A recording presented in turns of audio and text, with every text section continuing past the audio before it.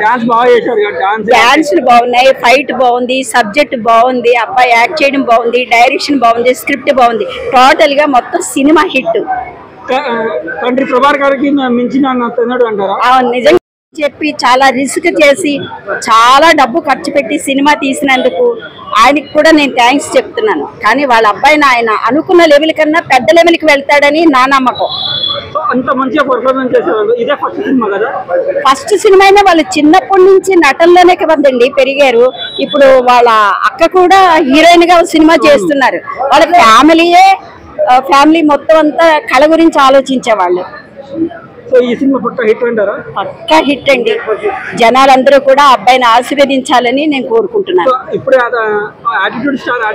ఆయన ఏమండి 10 మంది ఉన్నారనుకోండి, 2 లాగుంటారు, 8 మంది లాగుంటారు. ఈవేళ అన్న వాళ్ళే రేపు పొద్దుట వాళ్ళ తప్పు వాళ్ళు తెలుసుకొని అనవసరంగా అన్నామని బాధపడే రోజు కూడా వస్తుందని నా నమ్మకం. అదే ఈ రోజు అంటారా మీరు? మొత్తానికి మూవీ గురించి ఒక్క ముక్కలో చెప్తారండి, ఏం చెప్తారండి? బ్రహ్మాండమైన హిట్ అండి ఈ సినిమా. పండుగ లాంటి సినిమా అంటారా? దసరా ముందుగానే వచ్చింది మనకి దసరా. థ్యాంక్ యూ అండి. Thank you.